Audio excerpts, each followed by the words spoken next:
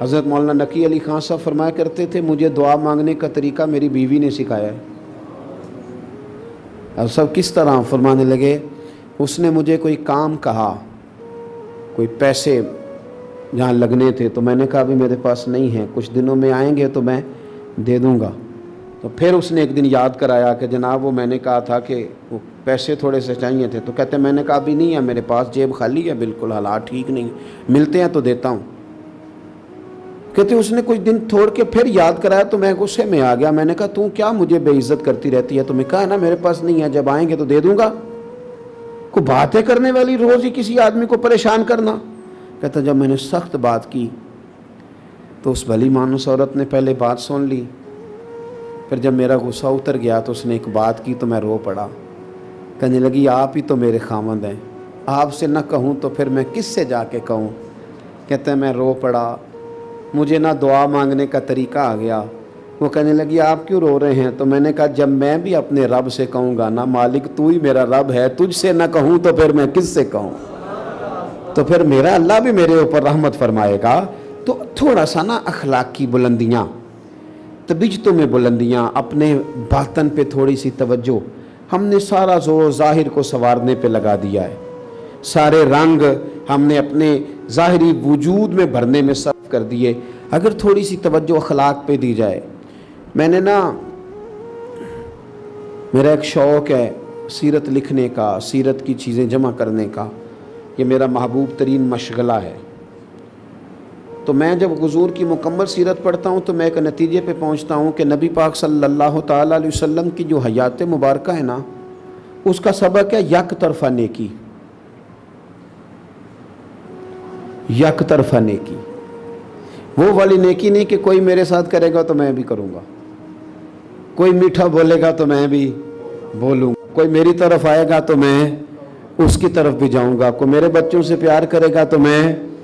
سیرت نبوی کا یہ سبق نہیں، سیرت نبوی کا سبق یہ ہے کہ جو روڑے مارے گا اسے پھول دیں گے۔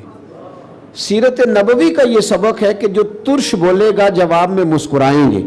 سیرت نبوی کا یہ سبق ہے کہ جو لوگ قیدی بنا کے بدر میں آئیں گے نا، صحابہ خود بھوکے رہیں گے اور قیدیوں کو روٹیاں کھلائیں گے، اگرچہ دشمنوں کو قید کیا۔ سیرت یک طرفہ نیکی کا سبق دیتی ہے، دو طرفہ نہیں۔ ہم نے تو نیکی کو تجارت بنا لیا ہے کہ پہلے تو میرے ساتھ کر، پھر میں تیرے ساتھ کروں گا، تو میرے گھر آ تو پھر میں تیرے گھر آؤں گا۔ یہ آپ عبادت کر رہے ہیں، تجارت کر رہے ہیں۔ یک طرفہ نیکی یہ حسن پیدا کرتی ہے۔ اور تیسری بات میرے عزیز یہ کہ اللہ رسول کی رضا کے لیے، غصہ ناراضگی صرف اللہ رسول کے لیے، ذات کے لیے نہیں، ورنہ آپ کی ذات ایک بت بن جاتی ہے، وہ بڑی ساری چیزوں میں رکاوٹ بن جاتی ہے۔ ہم نے نا جتنی آج تک جنگیں لڑی ہیں، جتنی آج تک ہم نے مشقتیں کی ہیں، وہ ذات کے لیے کی۔ میں دیکھتا تھا ہمارے دیہاتوں میں ایسے کسی نے خبر چھوڑ دی کہ فلانے نے تیرے خلاف بات کر دی، پوری تصدیق بھی نہیں، حالانکہ قرآن مجید فرماتا ہے کہ جب کوئی فاسق خبر لے کے آئے پہلے اس کی تحقیق کر لیا کرو کہ ٹھیک بھی ہے کہ نہیں۔ کسی نے بات کر دی وہ فلاں نے تیرے خلاف بات کیا، تو کہتے ہیں میں پوچھ نہیں لینا، دو چار بندے لے کے تو گھر پہنچ گئے۔ مفت کے جھگڑے، یہ سب ذاتیات کی جنگ ہے، اس سے باہر آئیں۔ آپ اپنی ذات کے لیے کتنا کو لڑیں گے؟ مثلا میں کیا ہوں، ہم کیا ہیں، اپنے آپ کو کہاں تک لے جانا چاہتے ہیں، کیا بلندی ہے ہماری، کیا ہم پانا چاہتے ہیں، کیا ہے ہمارے پاس؟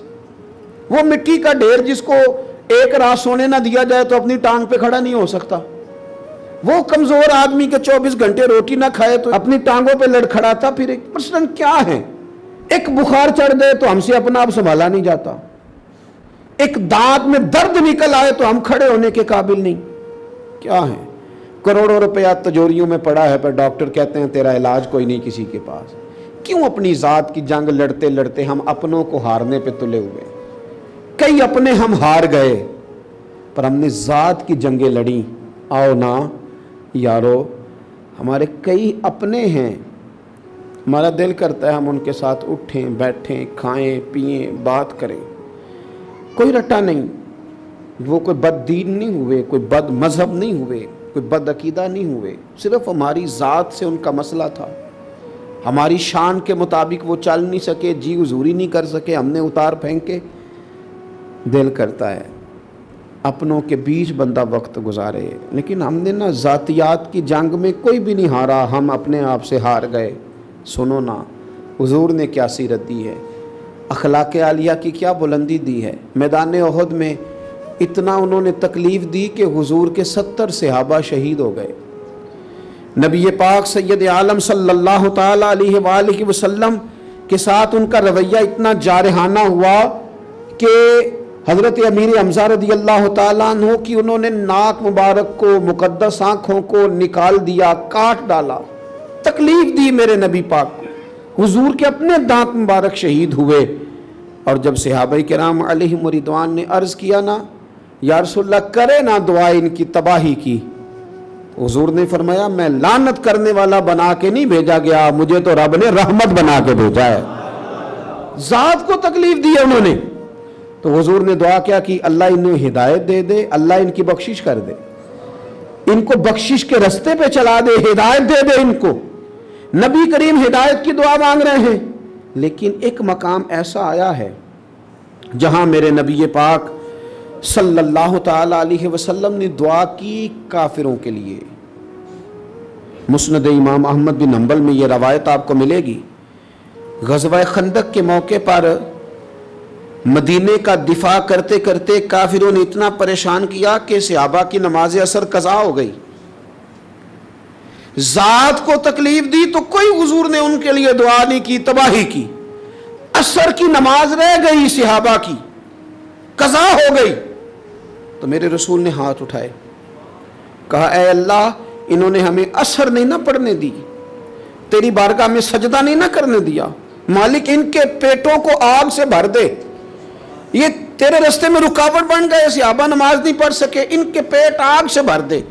ذات کے لیے نہیں، اگر مسئلہ ہے تو حدود اللہ کے لیے، اگر کہیں کو معاملہ ہے تو وہ جو بندہ اللہ رسول کے رستے میں آئے اس سے مسئلہ ہے، باقی مسئلہ دعا فرمائی ایک حضور نے، ایک فرمائی مسند احمد میں موجود، اللہ انہوں نے اثر نہیں پڑنے دی، ان کے پیٹ آگ سے بھر دے۔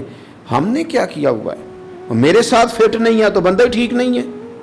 وہ کسی شخص نے کہا تھا کہ میں نا برا نہیں تھا، بس لوگوں کے مطلب کا نہیں تھا، مطلب پہ پورا نہیں اترا تو میں برا بن گیا۔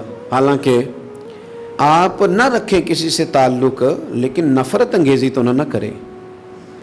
آپ کو کوئی بندہ اچھا نہیں لگتا تو آپ سوسائٹی میں یہ والا رنگ تو نہ اختیار کریں کہ بندہ ہی غلط ہے۔ وہ کسی نے کہا تھا کہ تعلق توڑ دینے کے بھی کچھ آداب ہوتے ہیں، اور کسی کو چھوڑ دینے کے بھی کچھ آداب ہوتے ہیں، اور قاتل کو کوئی قتل کے آداب سکھا دے، دستار کے ہوتے ہوئے سر کاٹ رہا ہے۔ لوگ سمجھتے ہی نہیں چیزوں کو۔ بھائی نبی پاک صلی اللہ علیہ وسلم نے کیا فرمایا؟ میں کہہ رہا ہوں کہ وہ اخلاق سکھائے حضور نے کہ اس سے بڑی بات ہو ہی نہیں سکتی۔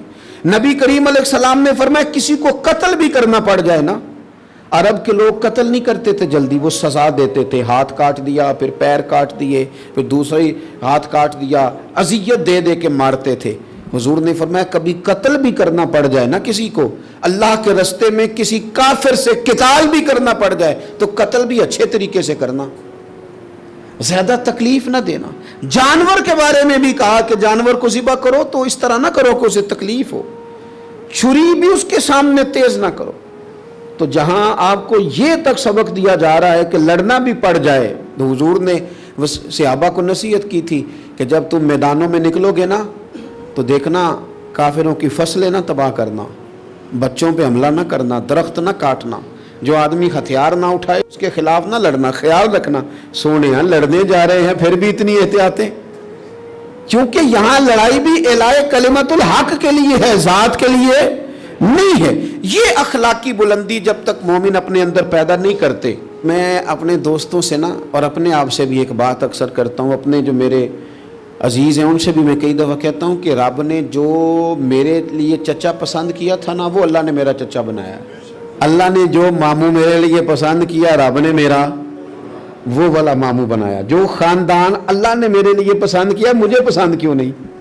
اللہ نے میرے لیے پسند کیا، جو اللہ نے جس خاندان میں بہتر سمجھا وہاں پیدا کیا ہے نا۔ تو آپ کہتے ہیں کہ آپ کو پتہ ہی نہیں میرا چچا خوفناک کتنا ہے، یہ کیا بات ہو گئی بھائی؟ آپ کہتے ہیں آپ کو پتہ ہی نہیں میرے ماموں کی حالت کتنی خراب ہے۔ بھائی انسانی کمزوریاں ہیں، لیکن وہ دو طرفہ ہیں، یک طرفہ نہیں ہیں، ادھر بھی ہیں اور ادھر بھی ہیں، ان کے اندر بھی ہیں ہمارے اندر بھی ہیں، لیکن ہم اس انداز میں اپنی صفائی پیش کرتے ہیں۔ کچھ رشتہ دار واقعتاً اس قسم کے ہوتے ہیں کہ رویہ سخت ہوتا ہے، اور کچھ لوگ اس دنیا میں واقعی ایسے ہیں جو لالچ کے طور پر کبھی آ کے ملتے ہیں کچھ لوگ وقت پڑ جائے تو وہ بڑا اپنا اپنا کہہ کے پیارا پیارا کہہ کے کام نکلواتے ہیں، اس میں شک نہیں۔ لیکن آپ سے ایک بات کر لوں، حضرت عبداللہ ابن عمر رضی اللہ تعالیٰ عنہ کا جو غلام زیادہ نفل پڑھتا تھا نا، آپ اسے آزاد کر دیتے تھے۔ کچھ غلاموں کو پتہ چل گیا کہ یہ نفل زیادہ پڑھنے پہ آزاد کر دیتے ہیں، انہوں نے نا زیادہ نفل پڑھنے شروع کر دیا، آپ نے آزاد کر دیا، پھر دوسرے نے زیادہ نفل پڑھے، آپ نے آزاد کر دیا۔ ایک دن آپ کا بیٹا کہنے لگا، حضور یہ بعد میں پتہ نہیں پوری 5 بھی پڑھتے ہیں کہ نہیں، آپ کو دکھا دکھا کے زیادہ نفل پڑھتے ہیں کہ ہم آزاد ہو جائیں گے، تو یہ آپ کو دھوکہ دیتے ہیں۔ یہ میرے نبی پاک کی تربیت ہے۔ حضرت عبداللہ ابن عمر رو پڑے، فرمانے لگے، پتر تیرا کیا خیال ہے؟ مجھے پتہ نہیں، مجھے پتہ ہے کہ مجھے دکھانے کے لیے اور مجھے اپنے حق میں قائل کرنے کے لیے اور آزاد ہونے کے لیے ایسا کرتے ہیں، پر یہ مجھے رب کے نام پہ دھوکہ دینا چاہتے ہیں نا، تو دے رب کے نام پہ دھوکہ، یہ دے، میں اللہ کے نام پہ دھوکہ کھانے کو تیار ہوں۔ تو یار کوئی شخص اگر صلہ رحمی کے نام پر، رشتے کے نام پر آپ کو لوٹتا ہے تو لوٹ جائیں، کیا حرج ہے؟ اعتراض کیا ہے؟ اللہ نے وہاں پیدا کیا، لوٹ جائیں تھوڑی دیر کے لیے، غیر بھی تو لوٹ کے لے ہی جاتے ہیں نا، تو چلو کوئی اپنا لوٹ جائے تو حرج کیا ہے؟ اعتراض کیا ہے؟ وہ کسی نے کہا تھا کہ انگ یاری دا پالن اوکھا، جویں تند سوتر دی کچی، ایک کھچے تے دوجا چھڑدا جاوے تاں رہندی جے پکی۔ اگر رشتے نبھانے ہیں تو دونوں طرف سے کھینچو گے تو ٹوٹ جائے گا۔ انگ یاری دا پالن اوکھا، کیویں؟ جویں تند سوتر دی کچی، ایک کھچے تے دوجا اے تاں رہندی جے پکی۔ یہ پکی تب رہتی ہے جب ایک چھوڑے بھی، معاف بھی کریں۔ سنو حدیث، اگر آپ نے یہ حدیث یاد کر لی نا تو یہ نا آج نا مزہ آ گیا یہ جمعے میں میرے اور آپ کے حاضر ہونے کا۔ حضرت ابو الاحوص رضی اللہ تعالیٰ عنہ کہتے ہیں میرے ابا جی حاضر ہوئے، اور جس طرح بندہ سر پٹا جاتا ہے نا، اک جاتا ہے پورا، اس طرح آئے اور آ کے نا بڑے درد کے ساتھ عرض کرنے لگے، حضور میرے معاملے پہ بھی ذرا غور کریں۔ فرمایا کیا ہوا؟ عرض کی، حضور میرے چچا کا بھائی ہے، مجھے کبھی مجبوری بن جائے میرے کام نہیں آیا، کبھی صلہ رحمی نہیں کی، کبھی کسی ضرورت میں نہیں پہنچا، لیکن یا رسول اللہ صلی اللہ تعالی علیہ وسلم اسے جب بھی ضرورت پڑتی آ جاتا ہے، کتنی کو مدد کروں؟ حضور آج میں آپ کے پاس آیا ہوں تو قسم اٹھا کے آیا ہوں کہ آج کے بعد میں نے بھی مدد نہیں کرنی، موج کرے، اب میں نے بھی اس کے کام نہیں آنا۔ کہتے ہیں میرے والد پورے جلال سے بات کر رہے تھے، جب انہوں نے بات کر لی تو حضور مسکرائے، اور مسکرا کے حضور نے کیا فرمایا؟ وہ تو کہہ رہے تھے نا میں نے قسم اٹھا لی، اب طے کر کے آیا ہوں، آج کے بعد میں نے بھی نہیں کرنا۔ حضور مسکرائے اور کریم فرمانے لگے تو اس طرح کر، قسم کا کفارہ دے دے، یہ قسم توڑ دے، اس کا کفارہ دے دے، وہ جو کرتے ہیں انہیں کرنے دے، تو اس طرح کر، وہ کام کر جو تو پہلے کرتا تھا، وہ نہ بھی کام آئے تو تو کام آ، وہ نہ بھی صلہ رحمی کرے تو تو صلہ۔ مانا کیا ہوا؟ وہ جو کرتا ہے اسے کرنے دے، تو محمد عربی کا غلام بن کے دکھا، تو رسول کریم والا ہے، تو اپنا رویہ ٹھیک رکھ، تو اپنا لہجہ ٹھیک رکھ۔ ہم نے اگر نیکی یک طرفہ نہ سوچی، کیونکہ بندے راضی کرنے کو نیکی کریں گے تو دو بھی نہیں ہو سکتی، نیکی تو کرنی ہے اللہ کو راضی کرنے کے لیے، نیکی تو کرنی ہے، اپنا ذہن بنائیں، یہ جو اخلاقی بلندیاں ہیں نا ان کی طرف سفر کریں، ورنہ ہم اتنے کمزور ہو جائیں گے، اتنے کمزور ہو جائیں گے۔ آپ کو پتہ ہے نبی کریم کی زندگی میں جو چیز سب سے زیادہ ہے نا وہ معاف کر دینا ہے۔ میں نہ تقریر کرتا ہوں، آپ سنتے ہیں، بہت سارے علماء بیان کرتے ہیں، آپ سنتے ہیں، بہت سارے لوگ لکھتے ہیں، ہم پڑھتے ہیں، لیکن کچھ چیزیں ایسی ہوتی ہیں جہاں نہ انسان رک جاتا ہے، آگے نہیں بڑھا جاتا۔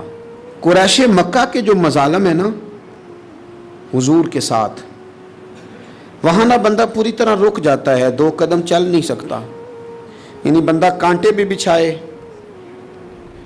اونٹ کی اوجڑیاں بھی گردن پہ لا کے رکھ دے، تقریر ہی ہے نا، میں کر دوں گا جوش میں، خدا را کبھی سوچنا، जुर्रत करें हाँ मेरा पड़ोसी मेरे घर के सामने कूड़ा फेंकने की। ताकत है, जितना मर्जी गरीब बंदा हो, कोई लाए ना किसी की गंदी ओजड़ी किसी जानवर की, आज किसी गरीब पर भी फेंक के देख के भूचाल नहीं आ जाता। ओजड़ियां हुजूर की गर्दन पर रखी, कांटे बिछाए, इतनी तकलीफ दी कि रसूल पाक मक्का मुकरमा से तशरीफ ले गए, वहां जाके आराम से बैठने दिया उन्होंने। कभी बदर में आ गए तलवारें लेके, कभी ओहद में आ गए, कभी खंदक में आ गए, कभी कोई मसला कभी कोई मसला, कभी कोई तकलीफ कभी कोई तकलीफ। 10,000 का लश्कर लेके हुजूर फतह मक्का के लिए पहुंचे। ओ मदीने वाले महबूब का मिलाद मनाने वालों, कभी वो बंदा नजर आ जाए ना जिसने गाली दी हो तो पूरी की पूरी बात याद आ जाती है, उसकी वो सारी तलखियां तबीयत में कड़वाहट पैदा कर देती। बंदा कमजोर हो तो बात अलग है, लेकिन पीछे 10,000 का लश्कर हो और हुजूर स्याह रंग का इमामा बांध के ऊंटनी पे बैठे हो और जितने काफिर हैं वो सारे भीगी बिल्ली बने सामने खड़े हो। करीम ने पूछा बताओ तुम्हारे साथ क्या सलूक करूं? पता क्या कहते हैं? कहते हैं आपके वालिद भी बड़े करीम थे, हमने जनाब अब्दुल्ला को देखा वो भी बड़े मेहरबान थे, आप खुद भी बड़े करीम हैं। तो हुजूर ने फरमाया तुम्हें पता है आज मैंने क्या इरादा किया है, तुम्हारे साथ सलूक क्या करना है? या रसूलल्लाह बताइए। फरमाया मैंने वही सलूक करना है जो जनाब यूसुफ अलैहिस्सलाम ने अपने भाइयों के साथ किया था। उन्होंने तो फेंक ही दिया था ना कुएं में, अपनी तरफ से तो उन्होंने मार ही दिया था ना, और फिर अगर बच भी गए तो उन्होंने बेच ही डाला था ना। उन्होंने तो हद कर दी ना, वो तो अल्लाह ने उन्हें मिस्र का बादशाह बना दिया, उन्होंने तो कोई कसर नहीं छोड़ी थी। लेकिन हजरत यूसुफ ने क्या किया? फरमाया आ गए हो ना तो भाई जो हुए, तो जाओ ना तुम्हें माफ किया, भाई जो हो।